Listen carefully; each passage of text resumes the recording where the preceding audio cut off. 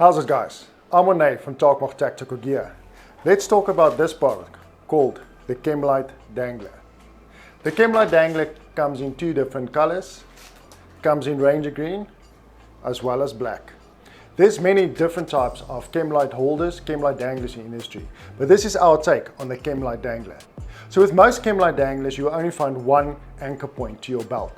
And what seems to happen is that the Chemlight Dangler will rotate and swivel quite a lot.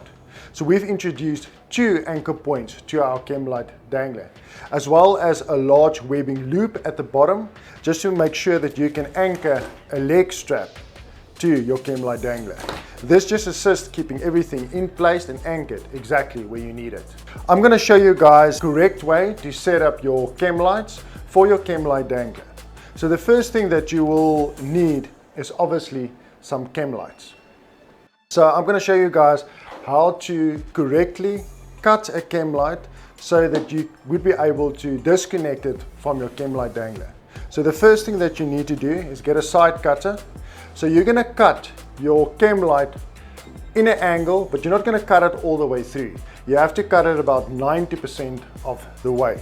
So I've actually done, let's see if I have a Chemlight here, and I've broken all of them.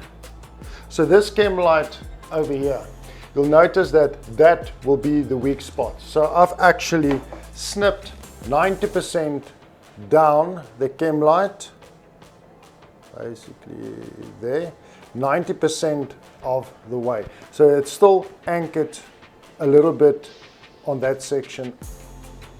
The second thing that you need to do is you need to prep your pull tabs. So these are specific pull tabs that we've designed for these Chemlights. They will come in a pack of 5, and it's something that you have to buy separately. So you'll get the Chemlights pull tabs like this in a packet, and it's quite easy to set them up. So you take your Chemlight pull tab, you overloop the two parts, so you have a hole in the center and it looks basically like a ring.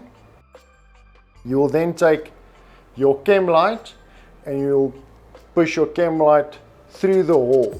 So I'll push my Chemlight through the hole, and we made that hole a specific size. So it's going to be quite difficult to push it all the way to the bottom, but that's what you want. You don't want the Chemlight pull tab to slide up and down. You need your finger to go through the bottom, so you need to position it all the way, and you want it to stay exactly at the bottom and not move up. So it's easy to grab and to pull and snap off.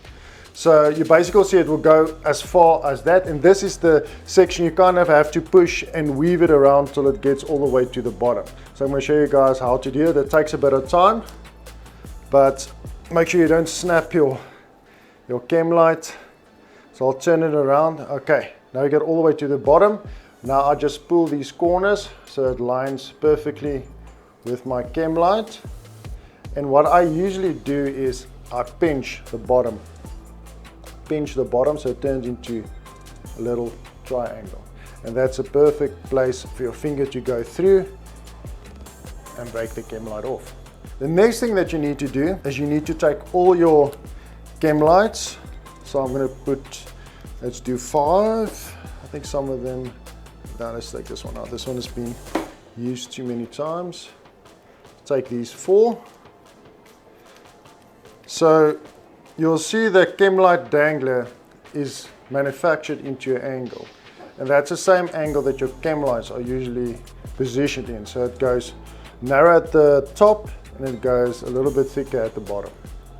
So you're going to take the wire that will be included with your Chemlight Dangler. So this is a set that you will buy exactly like this, straight from the website. So this thing is this little slider needs to go over to this side, so let's do it again. Push it through. It's all faced the same way.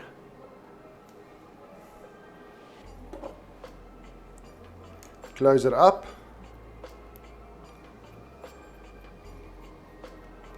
Okay. There's all your Chemlights. Okay, then you take your Chemlight Dangler. You push all the Chemlights through till they exit on the top. And what you want to do is the metal part, you're going to open this metal part and you're going to push the one side through this section and the other side through this section, and then close it back again. The reason why you would do that, so it's easier for you to loosen it up and connect it onto your belt system, but also it forces the Chemlight Dangler to stay in position. So let's loosen this, make sure it doesn't fall out. Okay. Push it through there. Push the other side through that little ear. Connect it back up. And then pull your Chemlight in, and then you have this. It's been set up. Okay, so it's quite simple to connect it to your belt. So we have a belt clip that will also be selling separately that you can buy. It would look like mine. Onto my belt, so it's got Velcro. It will go through your belt setup, any belt that you might have that's 38, and it will connect up like that. So what I usually do is, with the longer part, because it's quite long, so you can take it all the way through your belt, you don't have to use this, but I usually, just to make it a little bit more stiff, I twist it so it makes a figure 8, and then I fold it back on itself, and it creates a little loop like that. And what you do is you take your clip, push it all the way through, and then it's going to position on your belt and it's going to stay like that. Okay, and then with the belt, with this elastic leg strap, you'll get it into a packet. It's got the 2 clips on the side as well. And what you'll do is you'll just loosen the elastic, you'll push it through the webbing loop here at the bottom, and then just connect it back up again, and there you have it. All set up and ready for your belt. So it's quite simple to take it off as well. I mean, you can just clip the belt clip off, or you can just disconnect the belt clip and keep it away somewhere. If you need to use it, you can just attach it to your belt and your whole setup is ready. And it's quite simple to disconnect. Let's see if I can grab one. Let's grab this one, and what will happen, I'll push it down and it will clip loose. So that's the reason why you have to cut it only 90% of the knot all the way through, because what would happen if you cut all of them all the way through, you pull one, another one will come out as well, and you don't want that. So just 90% of the way.